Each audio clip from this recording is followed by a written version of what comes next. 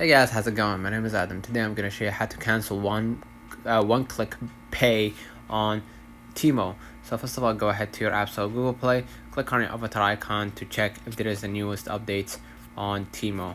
Alright, go back to your screen if there isn't, and go ahead to your browser.